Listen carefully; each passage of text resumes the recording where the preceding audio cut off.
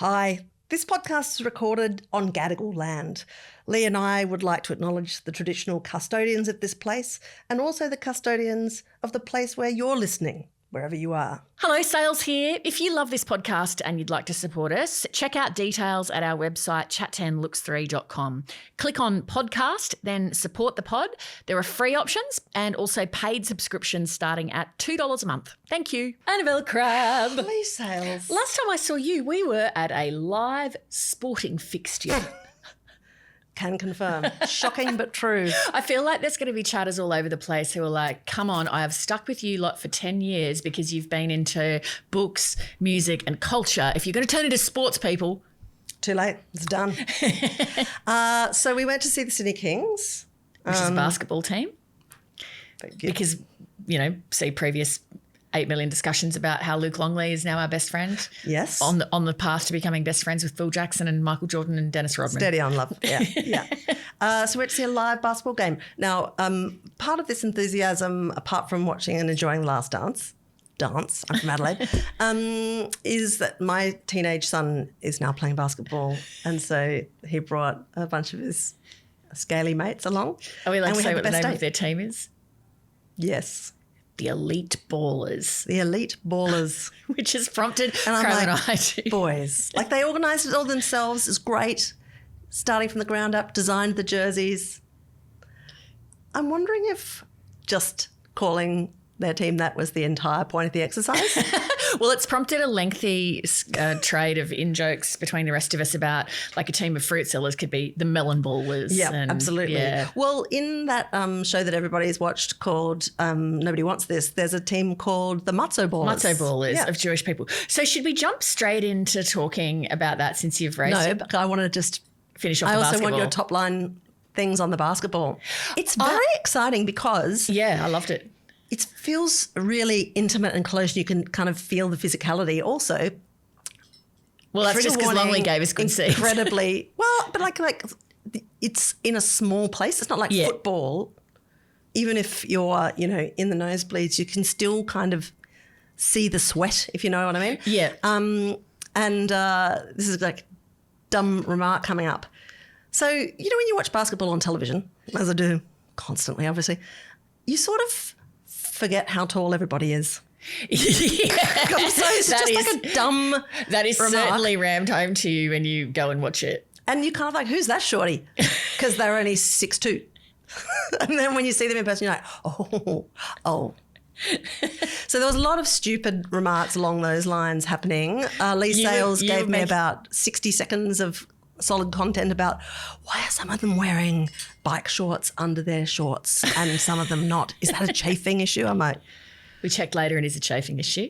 It's nothing, just an individual preference kind of thing. It was an excellent afternoon out. I really loved it. Basketball was a very fun game to watch because it's action-packed. It moves really, really quick. Of course, you find yourself, even though I knew none of the players, you get yourself rusted on immediately to like, oh, yeah, he's my favourite. I'm going for him. What's going on here?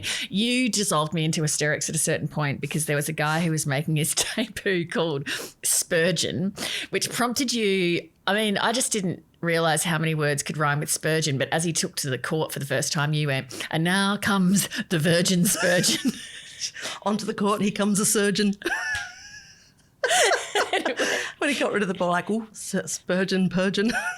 It just kept going, hope they're not going to regret splurging on Spurgeon. It just kept going on. And just when I thought she couldn't come up with any more, she'd just bowl out another one. He played for about 45 seconds. Tears were rolling down my cheeks. It was really funny.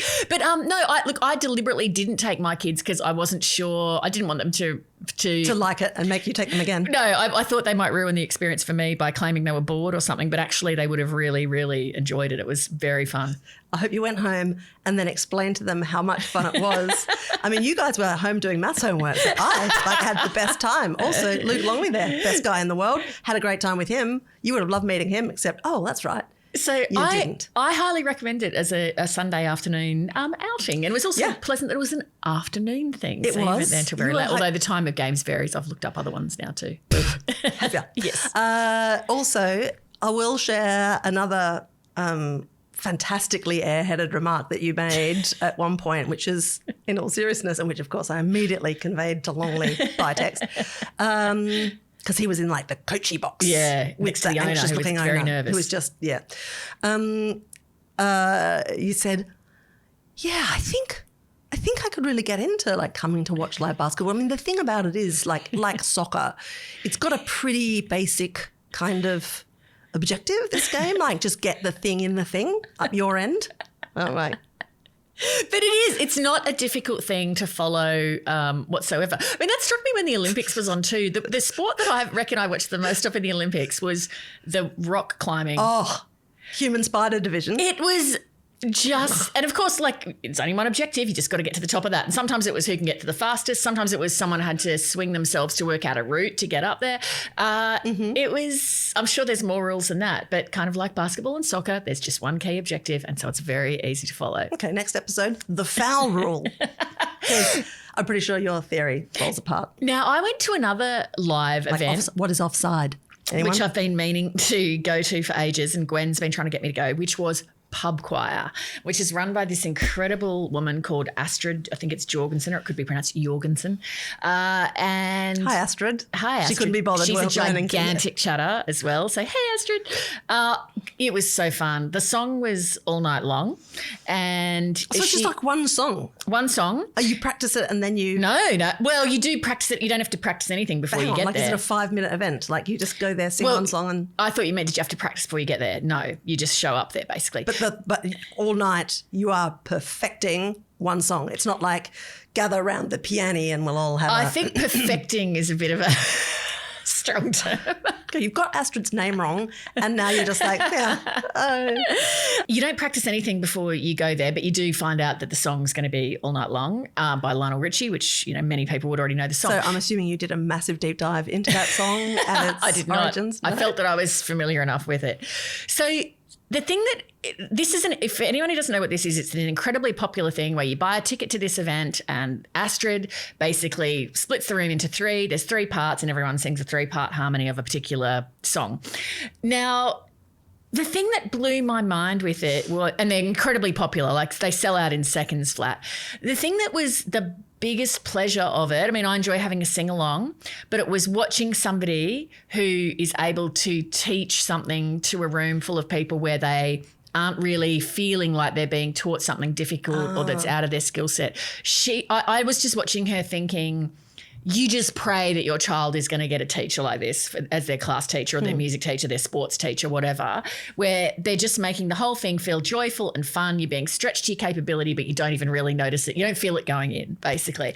And so she did this incredible thing where there's no notes or anything that looks like music written up in front of you. She's got this big screen set up. Depending what part you are, your line is written in a certain colour. So if you're the soprano, you're in red. She never uses words like soprano or alto or bass or anything like that. I'm just doing that because I'm a wanker. Or as Astrid said, for the people that were in the middle part, which is kind of the alto part. Okay, this is the part for people that had like 2 music lessons as a child and say you think you're really, really good at harmony.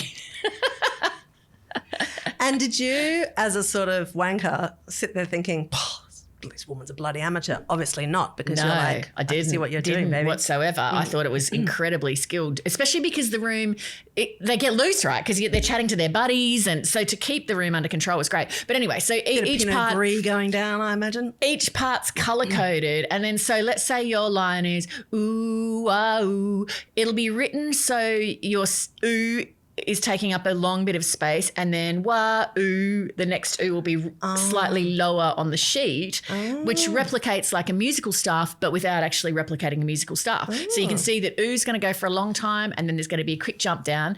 And then she uses this other fantastic thing, which is she has all these little memes and GIFs and things that are on the board that remind you as a visual reminder, like we're going to do, you know, the bass is falling off here. You don't sing along. And so she had this little GIF, which was 3 children riding a slide at the same time, but the first kid falls off at the top. And so she's like, that's you people. You're not on this part of the slide. And so all these little visual things that remind you what to do. Oh, that's clever. So clever.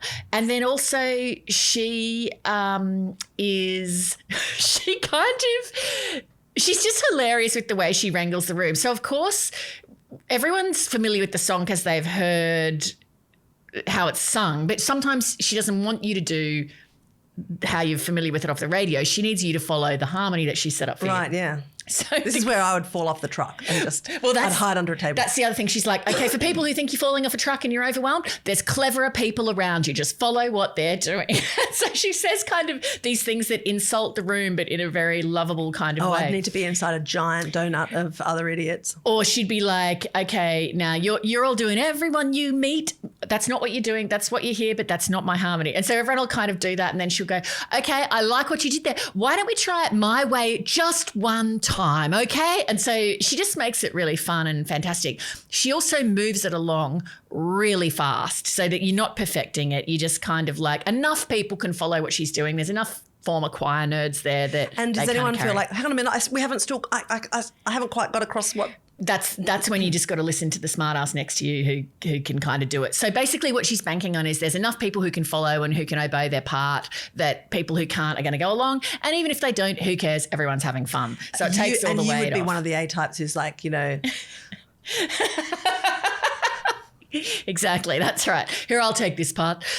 So it just works really well, and it was an incredibly fun night out. Everyone there had an absolute ball, and you just leave feeling really good. I've got to say, now, just because I can't sing, I tend to get a stress response to any kind of like, even at church or something, I'm just like, hymns. Yeah. They basically have hymns, everyone just goes, there's some really hard hymns as well. Yeah, they're not like musically easy songs. It's why when you come across a good one, you're like, hey, Lord of the Dance, let's go. Yes. Because they actually have a tune. But anyway, I mean, I'm not very regularly at church, I must say, but just funerals mainly. But see, I'd be really curious to know how you found it if you went to pub choir, because I actually think the way that she breaks down, I think the word is pedagogy of how to teach.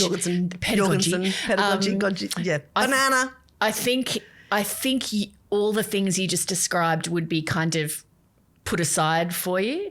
Whereas like I remember when I first... This whole thing is a plot, isn't it? To make me come to pub choir. No, I'd just be curious to know how you found it. Gwen's had a few goes at getting me to go to pub choir. Right. And I'm like, I'm busy that year. But no, I think you'd like it. See, I remember when I first moved to Sydney doing this thing where it was Beethoven's Ninth Symphony and they needed a gigantic choir to go with some orchestra at the Opera House, and I joined that. Now that was, here's the sheet music, 5, 6, 7, 8, and you're expected to be able to sight sing your part, which was really hard. Just give me your face at that moment. You're like, it's thrilled. I feel terrified. Like I need to do a kind of, I'm not a good enough actor, but I saw... the guy who's in Slow Horses, which I'm going to talk about soon, somebody Loudon, his name is, Tom Loudon maybe. He can do a triple take acting, like where you have 3 emotions. And so that's what I would do if I could to show. It's on Graham Norton. Google whatever his name is, Loudon triple take. Whatever his name is. Anyway, pub choir, great, really fun. Now you've been to something that I want to hear about, so can I just ask you straight about it? Dear Evan Hansen. Yeah. So Dear Evan Hansen is a musical that my family just jumped into in a big way, into the soundtrack, the score, during lockdown. And it's a story, it's set in high school, and Evan Hansen is this kid who, he takes his own life early in the story, right? And he's a bit of an outsider and alone and nobody knows him. But the main character of the show is this very shy, miserable boy who has one interaction with Evan Hansen before his death, where Evan Hansen signs his cast and is the only person who signs his cast.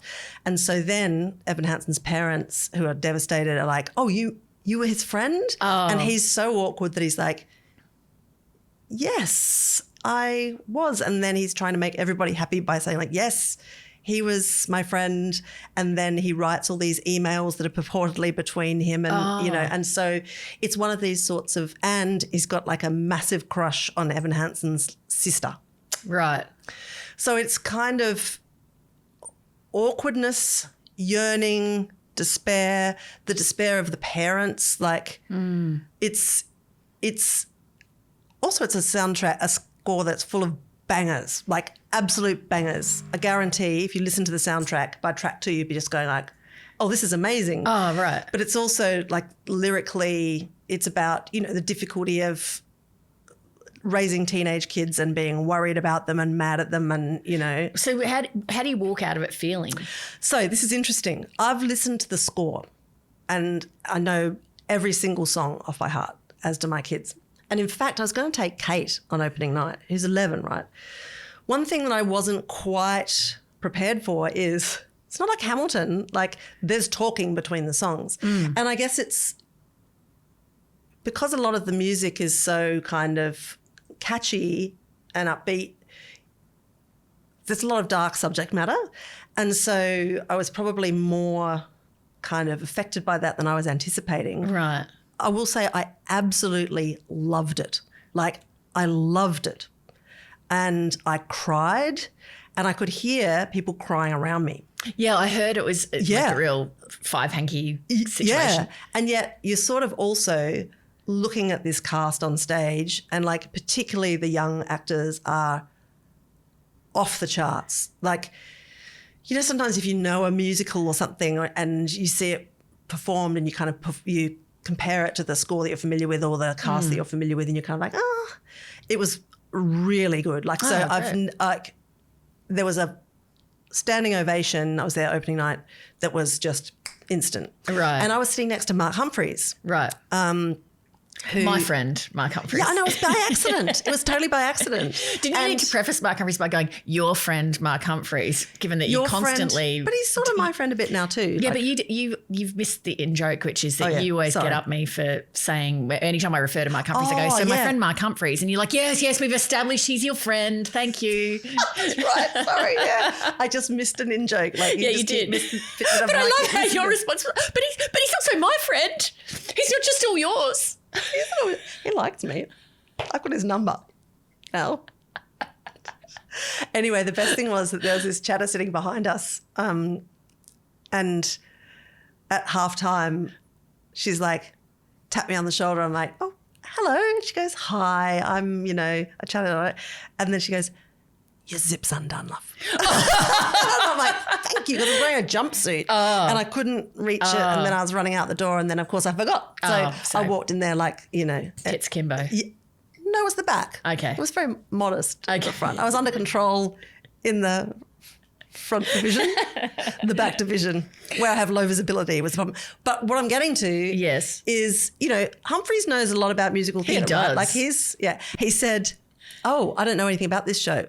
And I'm like, oh, you're going to really like it, I think. And he's like, oh, good. Right. And then like the opening number is great. Right. And so I lean over, I'm like, bangers, right? I told you they'd be bangers. And he's like, this is amazing. And then at the end, he's just like, well, that was absolutely superb. Yeah. So, he's got good taste. But I think, it's interesting the difference between, the full performance and just the songs, obviously, but also I thought it was like a really, I'm trying to look for the right word, it was a really rounded night out because I loved the songs and they were perfectly executed, but also I really got taken for a real kind of great roller coaster emotional ride. There were things about it that I found surprising that I got tipped over by in a way that I wasn't expecting. But also in the end, it's such an exploration of human frailty, mess, things that can't be fixed, things that can be fixed, or things that you can kind of let go and hold on to. I don't know. It's gorgeous. It's a really, really great show. So it's I'm going in a couple of weeks. Yeah. And like Mark, even though it's a very famous musical, I know nothing about it. And this is the first I've ever heard about it. I've heard of it, obviously, but I don't know any details. I've never listened to the soundtrack, so I'm coming to it cold. I'd walk into it cold. I think that's fine. Great. I would, I think you'd enjoy listening to the score before you walked in.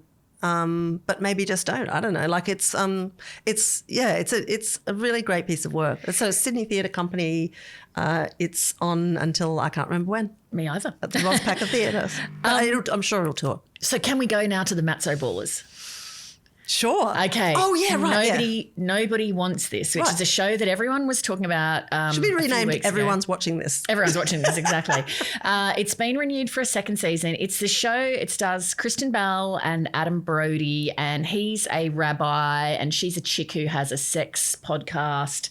With her sister. And with her sister, who is Justine Lupe, who was Willa on Succession, who I loved. In fact, in this show, I liked the supporting characters better than the main characters. So Justine Lupe, who's the sister, and Timothy Simons, who is Jonah from Veep, is the rabbi's brother. He's hilarious. So the thing with those secondary characters or supporting cast members is like Jonah will just always be Jonah. Totally. And in this show, he's Jonah. I called him Jonah the whole time. I didn't, And in fact, when I just had to Google the actor's name then, I was like, oh, I've never even heard the name Timothy Simons because I've just always called that guy Jonah. And Willa is a bit Willa to me always too. I think. And she's kind of Willa. She is a bit actually. Yeah. She's great though. She's really funny. She's so great. So the premise is these two people kind of spot each other at a party and then, it unfolds from there. So the first thing I wanted to ask you, well, two things I want to ask you straight off the top. One is, actually three things. A, did you watch The OC? B, okay, so no. Did you like this show? Just hold your answer in reserve. And 3, the kiss that everyone was talking about. It was like, oh my God, it was so amazing. Okay, so did you like it? Yes. Okay, I was kind of like a bit fence-sitting about it. And what did you think of the kiss that everyone was banging on and on about? Well, I thought it was great. Like, I mean, and a number of women my age they're like, they're like, oh, I don't know, maybe there's a nostalgia about kissing somebody for the first time. Like that, I guess, like beaten down sows like us, just sort of like, Speak for yourself. I'm always kissing people for the first time.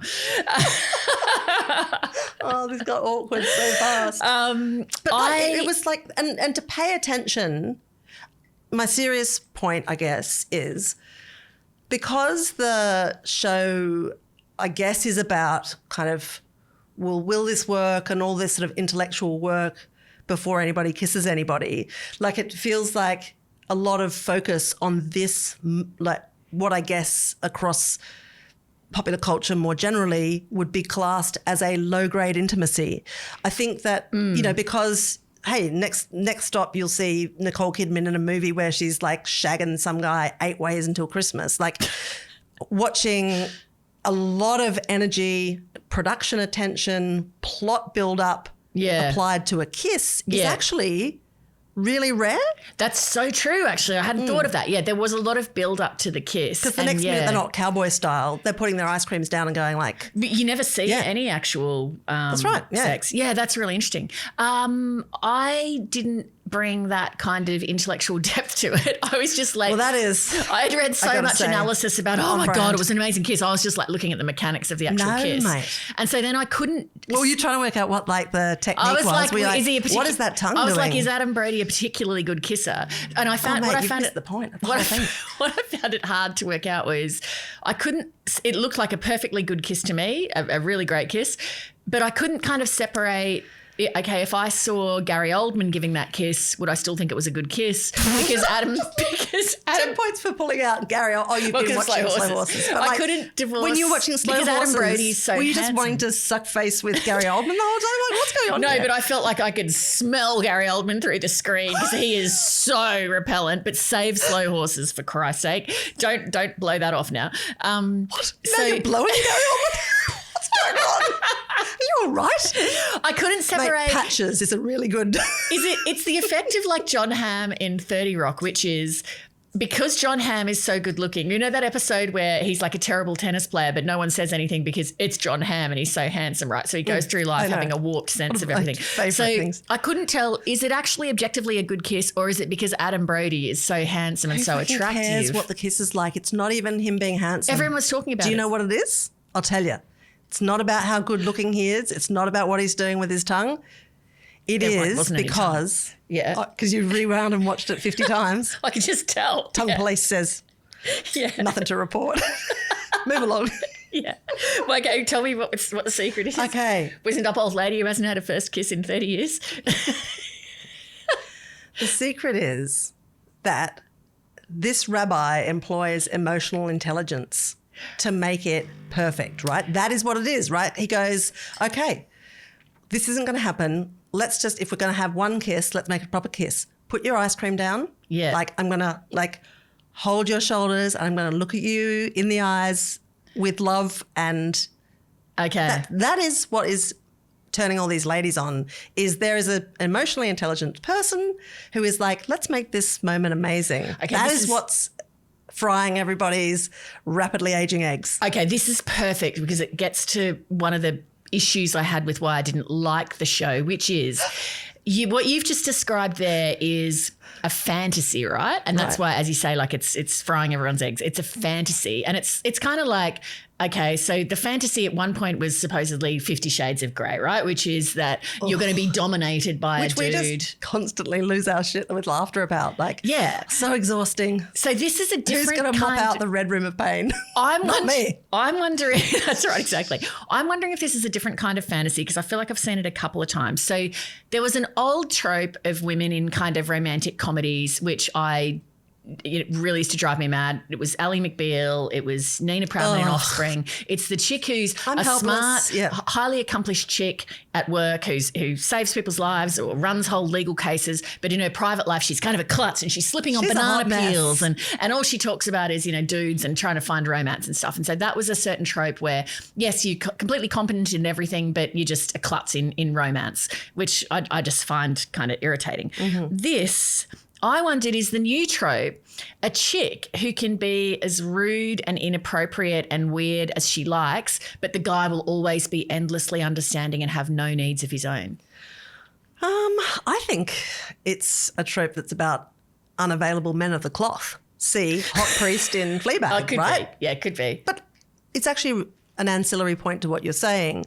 And I actually think this is a healthy direction where your heroine is kind of complicated, smart, paranoid about some things, able to recognize her own kind of personality kinks. The guy is kind of compromised. Could she know? She was rude and selfish. She was never interested. Like she never asked kind of anything about him and his journey towards being a rap. I mean, I know we're talking about a drama here. She Google stalked his ex-girlfriend. She was kind of just... Did you feel that way about Phoebe and Fleabag? No, that was a much richer, deeper... I felt like Fleabag was... this reminded me a lot of Fleabag in an unfavourable way. Fleabag had... Okay, spoiler alert here. If you haven't watched Fleabag and if you want to watch Nobody Wants This, I'm about to reveal some major plot points. Fleabag, as you remember at the end when she's like, I love you. He's like, you'll get over it. We can't be together. My calling is to be a priest. And it was like the perfect ending. This is, my calling's to be a rabbi. It's what I've wanted to do for my entire life. You're not Jewish. Okay, forget it. We're just going to be together. Like it just, to me, I just felt like that is the wrong ending. Yeah, but hang on. How many millions of TV shows and movies have we seen where that's what the chick does at the end? Why is it so upsetting to you when a bloke does it? Well, it's upsetting to me as well when a chick does it. Right. I just think it's kind of not...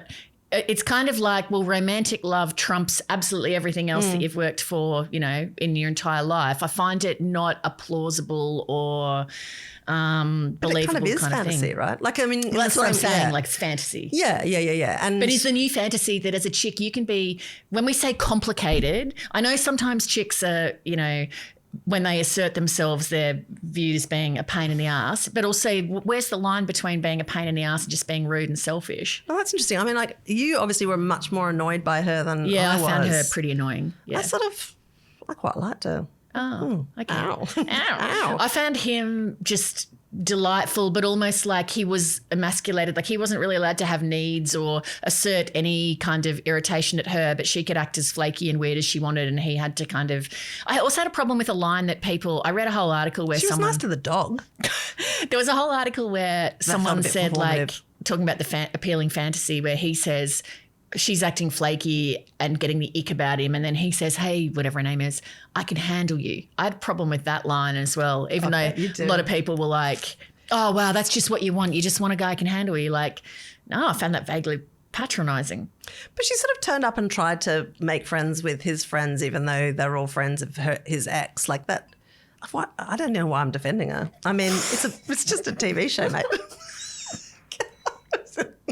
I nearly just spat water everywhere. Yeah, no, I've gone very deep and serious on something which is essentially a lighthearted romantic comedy. But that's all it is. Like, I mean, totally. I actually think Fleabag is more significant as a work of art. Totally. I guess. Yeah. I think, and certainly more groundbreaking creatively as well. Yeah. But I mean, I gotta say, like, you know, when you're in that frame of mind where you want popcorn, but not like super shit popcorn. Yeah. Like, I mean, I live with someone who's endlessly prepared to watch rom-coms, and I'm kind of like, I'm not really, right. I want something that sort of feels like it's got a bit of fibre in it. Yeah. But is also like, I'm going to take a quick break from being a parent and just watch this sort of, and we kind of like smash through it pretty quickly. Yeah.